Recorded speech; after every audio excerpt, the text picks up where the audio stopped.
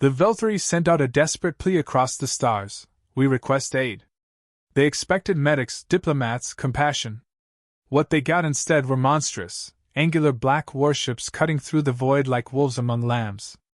As the first human landing pods scorched the skies, Captain Elias Vorn's cold voice echoed across every open channel. You called for help? You got humanity. Stand back. The galaxy had forgotten what aid from a Deathworlder really meant, until now. The emergency signal pulsed across the cold vacuum like a heartbeat fading into nothingness. Captain Elias Vorn stood at the viewport of the SDS Vindicator, watching the distant blue swirl of Velthari Prime. His face remained expressionless, hard lines carved by years of impossible survival. A soft chime interrupted the silence. The comms officer spoke nervously. Sir, Velthari High Council on Channel 4. They're requesting confirmation of assistance. Vorn didn't flinch. Patch them in. A trembling, slender alien appeared. High Chancellor Velen of Velthari Prime, feathers dulled with exhaustion. To the emissary of Earth, I speak in gratitude. Our colonies are lost. The Maw are consuming our world. We are defenseless. Please tell me you've brought aid. Vorn's steel-gray eyes never wavered. We heard your call, Chancellor. His voice was gravel and iron. Aid has arrived. Below, Concord ships floated meekly, medics and relief vessels awaiting clearance. Vorn's fleet, Task Force Revenant, emerged from the dark like leviathans. Black stealth cruisers, atmosphere burners, kinetic bombardment platforms, the grim silhouettes of orbital assault carriers looming like executioners awaiting a signal. A second voice crackled in, sharper and accusing. Concord Envoy Talith, reptilian and robed in shimmering blue.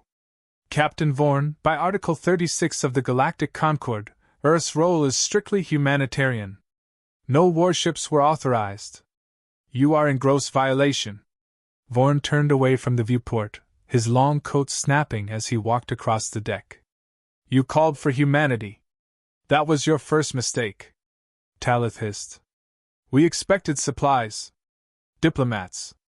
Evacuation teams. Vorn's lips curled into a wolfish smile. And instead you got Deathworlders. Now stand back and let us work. He waved a hand. The bridge crew engaged fleet-wide deployment. Engines roared as the fleet positioned itself for orbital insertion. Velthari civilians gazed up in horror as the black daggers of human ships eclipsed their sun. On the planet's surface, cities burned. Shrouded Maw drop organisms, slithering masses of biosilicon tentacles and razored chitin, stripped entire districts to bone and rubble. Velthari warriors scattered helplessly. The Maw advanced relentlessly toward the capital. Vorn activated fleet broadcast. His voice boomed across every frequency. To the shrouded Maw, this is Captain Elias Vorn of Earth. Your actions violate the universal right of sovereignty. This is your one and only warning. Withdraw or be erased. The Maw replied with silence. Vorn smiled grimly. Revenant actual to all units. Initiate Operation Black Frost. From orbit, human assault pods ignited like a swarm of falling stars. The Grim Reapers, Earth's infamous orbital drop infantry, plummeted through atmosphere, armor glowing red-hot. Ground trembled as they landed in precision clusters, weapons primed. Sergeant Briggs, helmet visor reflecting the carnage, keyed his mic. Command, Reapers on the ground. It's worse than intel suggested. Civilians dead everywhere. Maw density extreme. We're going to have to carve a path. Vorn's voice crackled back with lethal calm. Do it. The humans advanced into hell itself. Maw creatures surged from beneath cracked pavement, jaws splitting in impossible geometries, acid spraying wide. Human fire teams answered with disciplined brutality. Hypervelocity slugs tore through chitin. Grenades vaporized hordes. Reapers fought even after losing limbs, dragging wounded comrades under heavy fire, stabbing with combat blades when ammo ran dry. A Velthari soldier, cowering behind rubble, watched a human private with half a missing arm use his last breath to shove an activated fusion charge into a Maw beast's core. The detonation vaporized them both. The Velthari soldier dropped his weapon, whispering in awe. Monsters! On the Vindicator, Talitha's voice shook. You can't do this! You're butchers! Vorn's cold laugh echoed. You brought a drowning man to the ocean and told him to swim. We brought him a flamethrower instead. Sensors flared. New waveforms, Maw motherships descending from low orbit. Twisted biomasses, reshaping atmosphere as they prepared to unleash supercolonies. Concord ships hesitated. Vorn didn't. All batteries, priority targets, incoming Leviathans. Unleash Ragnarok. The skies erupted. Human railguns sliced through the void, kinetic rods punching through living ships. Orbital defense platforms launched storms of tungsten-tipped projectiles. Maw bioships writhed and split apart midair. Shards of burned, screaming flesh rained over Velthury fields. Vorn tapped the console, sending new orders. Phase 2, Orbital Suppression Grid. I want Maw ground forces isolated. Cut them off. Starve them of reinforcements. In the capital, Reapers pushed street by street. A towering Maw juggernaut crashed through a building, spraying acid onto humans and Velthury alike. Sergeant Briggs activated his exosuit thrusters, launching himself onto the beast's back. With brutal efficiency, he drove a plasma lance into the exposed nerve cluster at the base of its skull. The monster collapsed in convulsions. Briggs keyed his comms, breathing hard. One more down. Vorn watched the tactical feeds, voice low and sharp. Maintain tempo. If you can hold the sector, collapse it. The Reaper commander understood immediately. Human troops planted microcharges as they fell back. When Maw swarms flooded abandoned sectors, entire districts detonated in towering fireballs. Human ships above glassed the remnants from orbit with pinpoint kinetic strikes. Talitha's voice was barely a whisper now. You're burning half the planet. Vorn's eyes narrowed. We're saving the other half. A new signal arrived. Velthury Chancellor Velen, trembling but resolute. We see now. The Maw never stopped before. None of us ever did what you're doing. You, humans, you're monsters born of necessity. Vorn stared into the burning horizon of Velthury Prime. That's the first honest thing anyone in this council has said. As night fell, human banners were planted atop the ruined government quarter. Reapers stood guard among ash and ruin. No cheers, no celebrations, only grim purpose. The Deathworlders had arrived. They had delivered aid, in the only way they knew how. Smoke coiled into the blood-red sky as Sergeant Briggs led what was left of Alpha Squad through the twisted wreckage of Velthury Prime's outer capital. His voice grated through the comms. Command, this is Alpha. We've secured the third sector. Maw resistance is fanatical. They're not retreating, they're swarming. Static crackled before Captain Vorn's voice sliced through like cold steel. Acknowledged. Adjust rules of engagement. No prisoners. No mercy.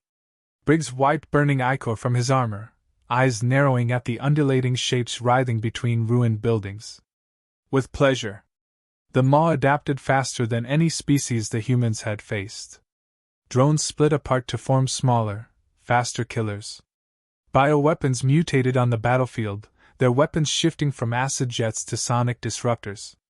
2 Reapers fell to one blast, armor liquefying on their bodies. Briggs snarled and hurled a graviton mine into the mob. The street bent inward like crushed paper. The Maw shrieked as their forms were torn apart atom by atom. From orbit, the Vindicator monitored the chaos. Vorn stood like an immovable statue, watching icons vanish from the tactical map. Talitha's face flickered on screen, panic creeping into the normally cold envoy's voice. You're committing war crimes! Vorn tilted his head, voice flat. You're confusing tactics with hesitation. They're not the same. Hesitation gets people killed. Talitha spat. They're civilians! Vorn interrupted sharply. They're food. Look again. The camera feeds rolled. Velthury bodies strewn like discarded husks. Maw creatures consuming flesh with efficient detachment. Vorn's eyes narrowed. You brought philosophers to a knife fight. We brought knives. The communications link went dead. On the ground, Alpha Squad stumbled into a trap. Maw burrowers erupted from beneath their feet, impaling Private Orozco before anyone could react. Briggs roared, emptying an entire magazine into the chittering mass. The squad fell back to a cratered intersection, pinned by overwhelming numbers. Briggs cursed under his breath, activating emergency comms. Alpha to command. We're boxed in. I repeat, boxed in. Vorn's voice came back calm as ever. Hold. Extraction inbound. There was a long beat. We're authorizing Phase 3. The words made even Briggs freeze. Understood. Briggs glanced around at his remaining squadmates. You heard the man. Scorch and scatter. They set thermal charges on every piece of equipment, every fallen comrade. As the maw closed in, the Reapers detonated the field, the blast wave taking dozens of the monsters with them. Above, from the void, black drop ships howled into the atmosphere. The screaming Valkyries had arrived. The elite of the elite. Only humans would name a rescue unit after death itself. Vorn gave the order with clinical finality. Engage suppression pattern Delta 4. Save my men. The Valkyries descended directly into the swarm, exothrusters igniting like miniature suns. Chain guns spun up with a growl that drowned out even the maw shrieks. In seconds, hundreds of alien bodies were shredded into unrecognizable piles of meat and shell. The surviving Alpha Squad was pulled into the drop bay amidst a storm of blood and fire. Briggs ripped off his cracked helmet, gasping. Across from him, the Valkyrie commander nodded. You Reapers have balls. Stupid, suicidal balls. Briggs chuckled bitterly. You wouldn't have us any other way. The ship rocketed back to orbit, leaving only scorched ruin behind. Back aboard the Vindicator, Vorn watched the extraction telemetry stabilize. The bridge crew waited tense. Without looking up, Vorn gave his next order. Initiate Operation Guillotine. They've had their warning. Automated orbital platforms pivoted. Massive rail cannons locked onto the maw landing clusters that had survived the earlier barrage. Vorn keyed the fleet-wide broadcast. To all units, target priority is any living maw asset. I want nothing left to bury. The planet's surface erupted under relentless human firepower. Hypersonic slugs cratered enemy strongholds. Antimatter warheads detonated biofactories mid-gestation. The maw answered with savage desperation, launching spores and viral weapons into the upper atmosphere. Human countermeasures deployed instantly, vaporizing the clouds before they could drift toward population centers. The Concord fleet watched in mute horror as humans turned cold strategy into planetary genocide. Talith reappeared, visibly shaken. You're erasing ecosystems. Vorn finally turned to him, voice razor-sharp. You think this is bad? You should have seen what we did to Titan's moonworms when they wouldn't stop tunneling. You're lucky we're civilized now. The Concord debated intervention but lacked both the resolve and the firepower. The truth was plain. No one else in the galaxy could or would do what Earth did. That realization silenced their protests. Back on the ground, Briggs stood atop a mountain of charred corpses. Veltri survivors emerged from shelters, their delicate forms trembling at the sight of the armored human Reapers standing in the smoke. A young Veltri medic approached slowly, eyes wide. Why would you do this? Why not flee like the others? Briggs turned, armor blackened, visor cracked but his posture unbowed. Because we don't run. Vorn's voice came through on the squad comms, low and dangerous. Tell them what they need to hear, Sergeant. Briggs didn't hesitate. He stared into the alien's eyes. You called for help. We're what showed up. The wind howled over the empty streets as the truth settled. Where other species would have negotiated or delayed, humanity had made the choice no one else could. They had become monsters so others didn't have to. Above, the Vindicator loomed silently like the executioner's blade, awaiting the next order. The Velcori Council convened in total darkness. Security protocols demanded it. Their remaining communications were short-range only, silent and encrypted. No outside signals, no traceable energy spikes. They believed they were safe. They were wrong. The first words came from a voice they had grown to fear. Human. Calm. Unrelenting. You built a throne of bones and expected applause. Theron's voice echoed from hidden speakers. You burned our children. We came to return the favor. Panic spread like wildfire. Counselors leapt from their seats, eyes scanning the shadows. Guards aimed weapons into empty corners.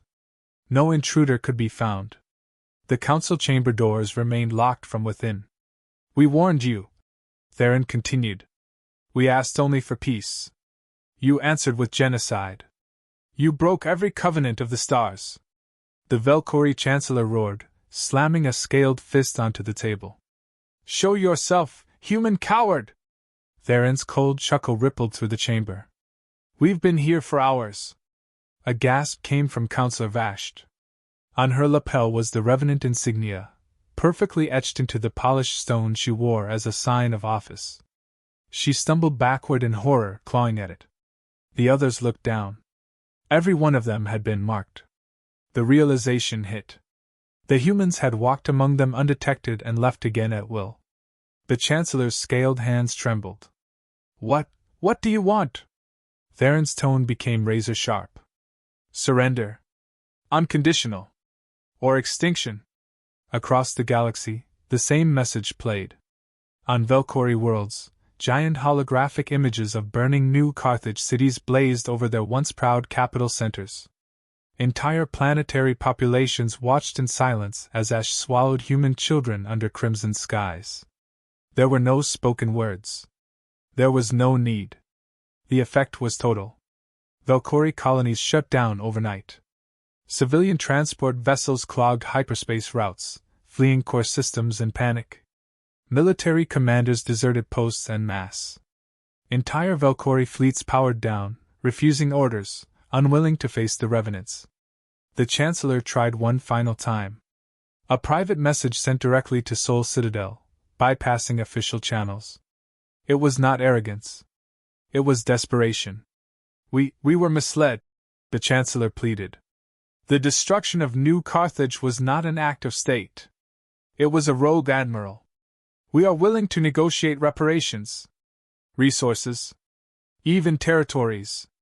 Theron's reply came within seconds. A simple encrypted data packet. No words. No demands. Just the audio and visual logs of New Carthage's last moments. Mothers shielding children. Men collapsing into dust mid-scream. Buildings reduced to rivers of ash. The haunting final cry, Mom. The council fell silent. The galaxy held its breath. Theron turned to Captain Rowe aboard Sol's Citadel. Broadcast to all Velkhori frequencies. Rowe hesitated, then nodded. Ready. Theron's image replaced every Velkhori channel. Cold blue eyes stared out into millions of horrified faces. You knew. You cheered. You justified it with twisted logic. You spoke of purity while drowning us in fire. Hear me now. There will be no negotiation. There will be no reparations. There will only be remembrance of what happens when you provoke the last species in this galaxy you should have feared. The transmission ended. Velkhori aristocrats attempted to flee. Revenant strike teams, surgically precise, intercepted them.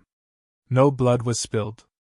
Instead, homes were emptied, transport ships vanished without trace, entire city grids shut down by perfectly targeted EMP waves. Wealth, rank, and status proved meaningless. It wasn't death that broke them. It was helplessness. Within 2 days, the Velkhori treasury vaults were found unlocked. Every precious artifact remained. The humans hadn't stolen anything. They had come and left, for one reason only, to demonstrate that the Empire's riches were beneath their notice. You must understand, Rowe whispered to Theron, watching the data feeds from collapsing Velkhori sectors. They've lost. They know it. What's left to gain? Theron's eyes hardened. They haven't kneeled yet. Then came the final twist. The Velkhori Emperor himself, believed to be untouchable inside the most fortified station in known space, sent a personal communication. Theron's private console lit up. The Emperor, gaunt and exhausted, stared directly into the camera. Gone was the arrogant sneer.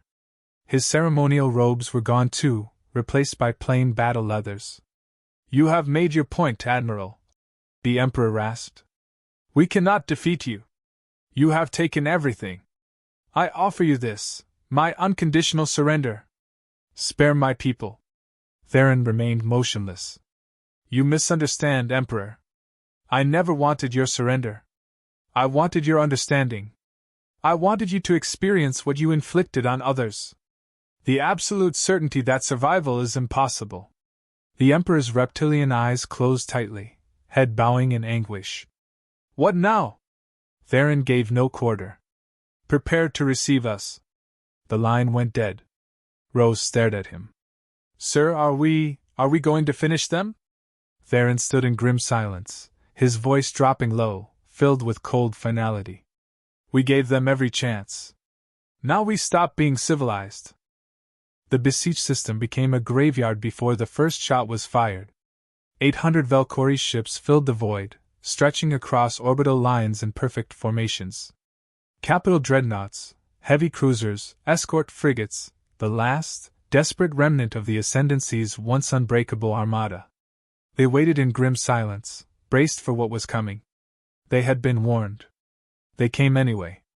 25 human Revenant warships entered the system. They came with no support.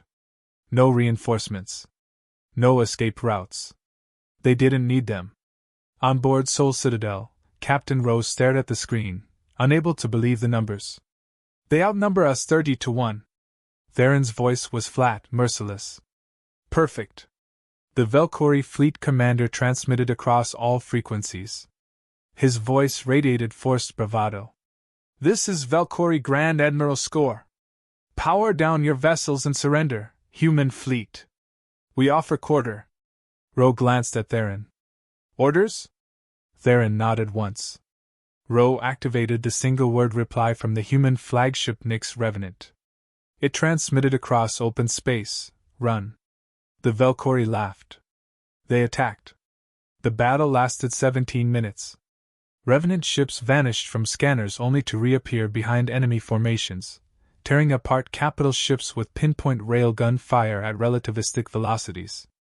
Entire squadrons disintegrated before alarms could sound. Human AI warships performed micro-jumps into the hearts of Valkyrie groups, unleashing artificial singularities that sucked entire flotillas into oblivion. Score's dreadnought, the Imperium Ascendant, fired its full complement of neutron lances at the human flagship. The beams struck nothing. The Nyx Revenant faded like mist.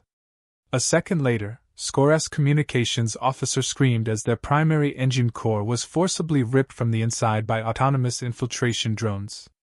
The Valkyrie flagship detonated in a silent, brilliant blue implosion. Everywhere, Valkyrie ships met the impossible. We can't lock targets.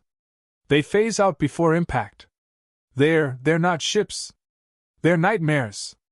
Theron watched it unfold with cold calculation. Each Revenant warship followed pre-programmed protocols, their AI captains executing complex multi-system jumps the Valkyrie couldn't even detect, let alone counter. Rose's voice cracked. Sir, there's nothing left to fight. Theron spoke softly. Phase 2.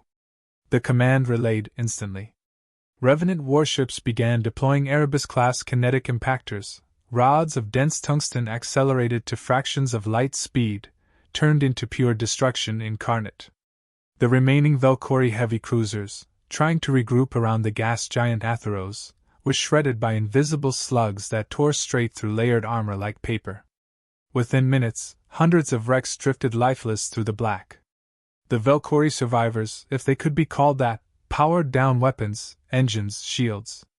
They sent surrender signals on every known frequency. Theron ignored them. Rose stared at the aftermath, visibly shaken. They're finished. Theron's voice remained emotionless. They're not finished until they understand. The last Revenant warship decloaked, emerging from the system's Oort cloud. It was not a standard vessel. It was the ghost of a legend long denied. Project Judgment. A world ship over 600 kilometers long, black as the void itself, its surface smooth, featureless, terrifying. Thought scrapped by human treaty centuries earlier, it had never truly been decommissioned. The mere sight of it broke Valkyrie morale. Valkyrie transmissions flooded open space. That's impossible. No ship that size can exist. This is madness. Judgment did not respond. It accelerated. The velocity crossed thresholds no sane ship should reach. Thermodynamic limits were ignored. Physics became suggestion. Judgment rammed through the Valkyrie fleet wreckage like a divine executioner, absorbing the impacts, breaking apart remaining ships on approach to the Valkyrie Planetary Command Station orbiting Beseech 3. The station's commander sent his final message. We surrender. We surrender! Please don't! Judgment collided. Beseech 3's crust shattered. The planetary atmosphere boiled off into space. The entire command station was vaporized alongside half the moon it orbited. Ro whispered in horror. We cracked a planet. Theron didn't flinch. Message received. The battlefield fell into perfect, absolute silence. Wreckage floated like drifting bones. No Valkyrie voice dared break the stillness. Theron activated his comlink. Prepare broadcast. A holographic projection of Theron materialized across every active channel in Valkyrie space. You sent fleets to burn our colonies. You slaughtered civilians. You expected mercy. You were mistaken. His voice dropped, deadly quiet. Understand this, Earth does not want conquest. Earth does not want your territory. But if you ever strike us again, if you ever touch another of our worlds, there will not be surrender. There will be no council debates. There will only be what you have just witnessed. The projection faded. Theron stood motionless as his crew stared at him, the full weight of what they had done pressing down on them all. Rose spoke softly. They'll remember this for 1,000 years. Theron's response was barely above a whisper. I intend them to.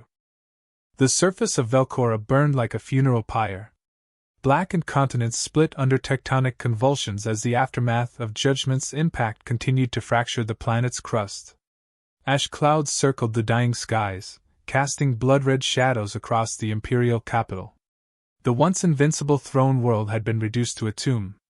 Only one structure still stood amid the devastation, the Emperor's Citadel, its once golden spires now twisted and blackened. Theron stepped out alone. There was no need for an escort. There was no one left to stop him. Inside, the Valkyrie Emperor waited on his shattered throne. His imperial robes had been burned away. He was bare-scaled, his body bruised and bloodied, yet his eyes still held defiance. You've won, human, he rasped. Is this what you wanted? To become the very monster you claim to despise? Theron walked slowly forward, every step deliberate, measured. You don't get to moralize after burning 19 million civilians alive. The Emperor laughed bitterly. They called us cruel, but you? You are terror incarnate. No species will ever trust you again. Theron stopped a meter from the throne. We don't want their trust. We want their respect. There's a difference. The Emperor's shoulders sagged. What now? Do you kill me? Erase my species from the stars? Theron stared down at him, unblinking. No. The Emperor flinched. No? We don't end species, Theron said coldly. We leave survivors. Witnesses. We make sure the memory of what we can do is so burned into the galactic mind that no one will ever contemplate doing this again. The Emperor's eyes widened as realization set in. You're going to let me live? Theron smiled grimly. You'll live to walk the ruins of your empire. You'll watch scavenger species strip the bones of what was once yours. You'll endure knowing the name Valkyrie will forever be synonymous with failure. The Emperor whispered, voice hollow. You are worse than monsters. Theron crouched to eye level. His voice became lethal, soft as a scalpel sliding into flesh. We gave you every chance. We followed every law. We tried to be civilized. You taught us the price of restraint. The Emperor collapsed back against the cracked throne. What will you tell the galaxy? Theron stood, straightened his uniform. They'll hear what they need to hear. From orbit, the human fleets activated the final phase. Across every Valkyrie core world, human satellites projected a singular transmission on repeat to every species, every council, every outpost. This is Admiral Marcus Theron of Earth. The Valkyrie ascendancy has fallen. Earth does not seek war. We do not seek conquest. But let this be understood. If you threaten our people, if you target our children, we will respond. And you will not survive it. Theron watched from space as the words rippled outward into the silence. Rose stood beside him, voice quiet. They're terrified of us now. Theron nodded. Good. The Council, the other empires, they won't forget. They're not supposed to. An alert blinked. Incoming priority message, the Galactic Council. Theron waved it off. Ro frowned. You're not going to answer? Theron shook his head slowly. Let them sweat. Let them wonder. For weeks after, the galaxy remained frozen. No species moved against Earth. Trade embassies sent coded offers, desperate to restore relations, their language now deferential where once it had been superior. Earth ships became ghostly legends, silhouettes that appeared over pirate fleets, slaver planets, warlord worlds, then vanished, leaving only the wreckage behind. The galaxy coined a phrase whispered in terror across millions of systems: don't provoke Earth. Theron watched it all unfold from the observation deck aboard Sol Citadel. His reflection stared back at him against the dark canvas of space. There was no victory parade, no celebration. Only the cold weight of what had been necessary. Ro approached hesitantly. They'll call you a war criminal. A butcher. Theron's eyes remained fixed on the stars. They'll call me whatever helps them sleep at night. I care what they do, not what they say. Ro hesitated, then nodded. What now? Theron's voice softened, distant. We go home. We rebuild. We remember. Ro whispered. Will they ever try again? Theron's expression finally shifted. A faint, almost imperceptible smile tugged at the corner of his mouth. They'd be fools. He turned and walked away, leaving behind the view of the ruined Valkyrie world, knowing full well that no one would ever forget what had happened here. A single message had been burned into galactic history. Earth had stopped being civilized. And the stars would never be the same.